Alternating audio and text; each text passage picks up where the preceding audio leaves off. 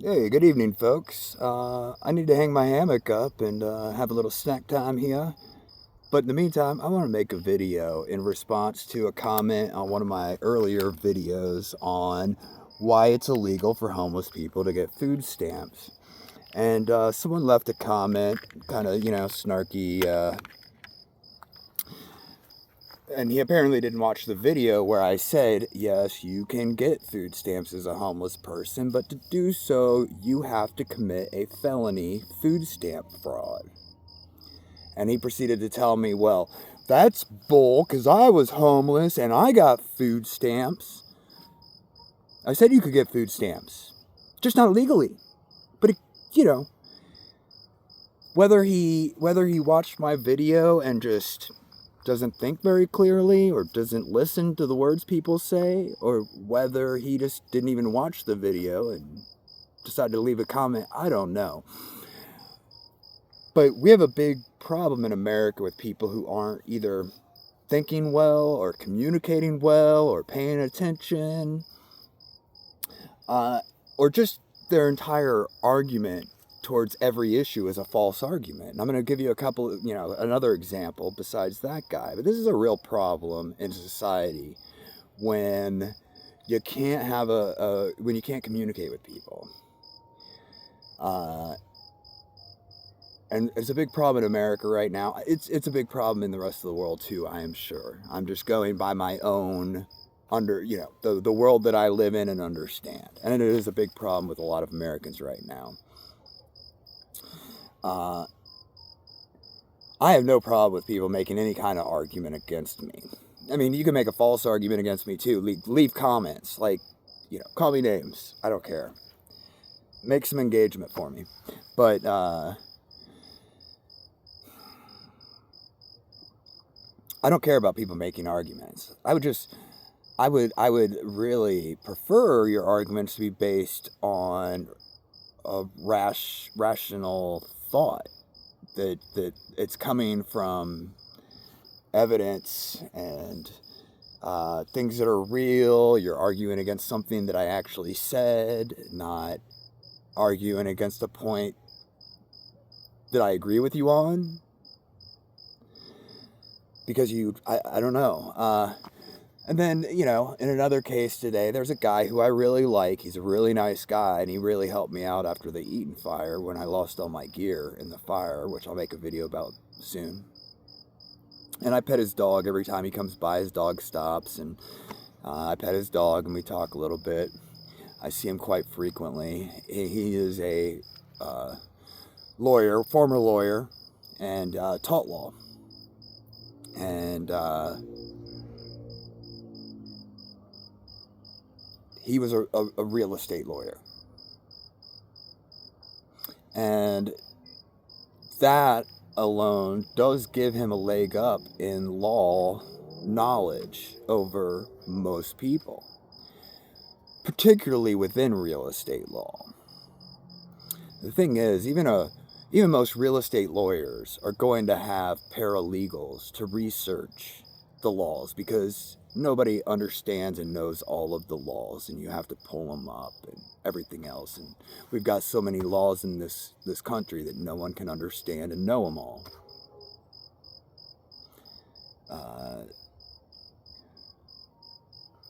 Outside of your specialty,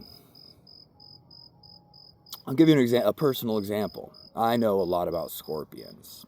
I know more than most humans on Earth do about scorpions. I have a scorpion named after me, a whole species. I am intimately knowledgeable about scorpions. Beetles, however, I know very little about. Is there some crossover? Absolutely. If you understand the nomenclature of scorpions, you're gonna understand a little bit more about the naming of beetles. There are some biological parts and processes that overlap. So yes, I know more about beetles than someone who knows nothing about beetles. But if there is a guy who has a regular job, he could be, he could be a doctor. But in his part-time, when he's not at work, he studies beetles, and he has a super big interest in them, and he collects them, and he's got, wall things with beetles pinned on it. And he really likes beetles and studies beetles. He doesn't have to be an entomologist. He doesn't have to work for a university. He just has to spend a lot of time learning about beetles. He knows more about beetles than me.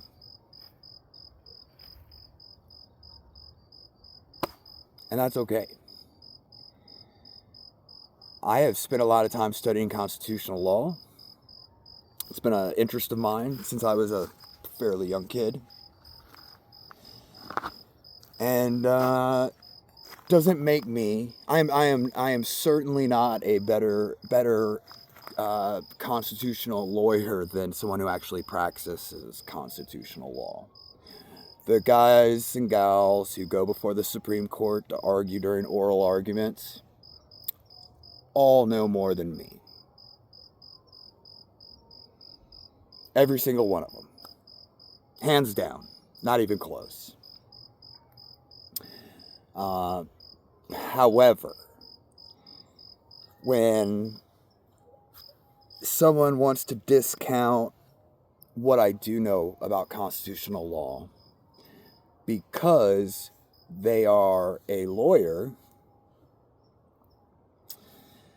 that becomes a false argument. That's an appeal to authority.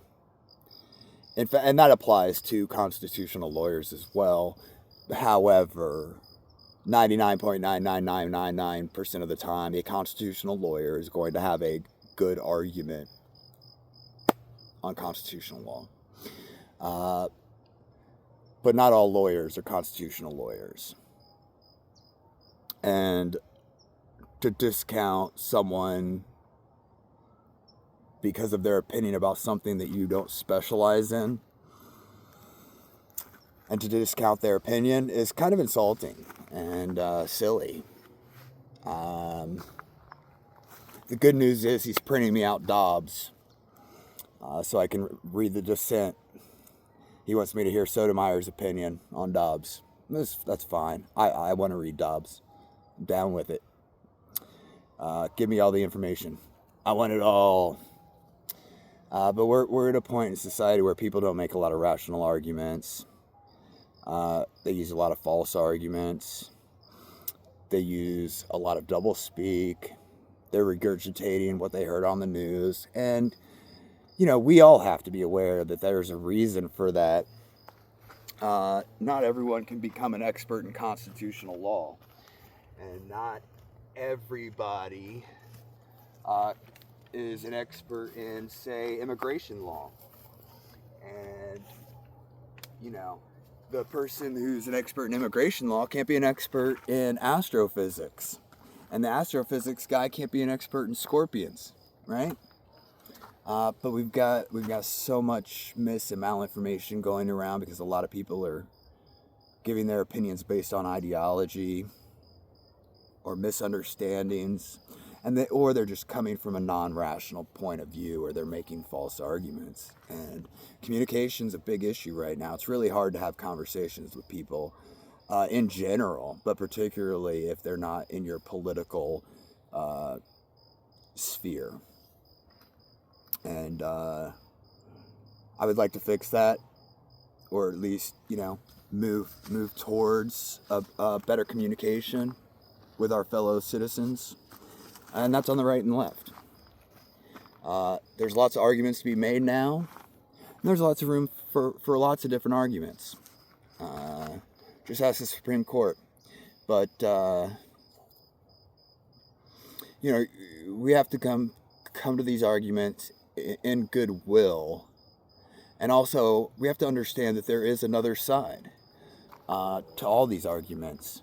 And something that I try to do that I think is important if you want to be good at making your point or promoting, your political opinion, is you need to be able to argue against your position.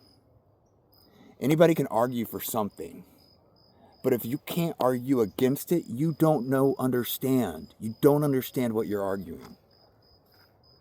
You have to be able to understand the other side and what they're trying to say. And if you do understand what they're trying to say, now you're armed to say why they're wrong. Or you can choose to arm yourself and how to argue against them. But you got to know where they're coming from and what they're thinking and what their argument is. So let's get better at arguing. And let's stop using false arguments. And when we argue with someone, argue what they're saying, argue against their stance or their view, and then do it from a rational place of goodwill, because not everyone that disagrees with us is a bad person. Plenty of them are great people who might have bad ideas, or maybe we'll find out that we're wrong in the end. Definitely worth thinking about. Anyway, thanks for listening. Have a great evening. Like, subscribe, share, comment. Boom. God bless you.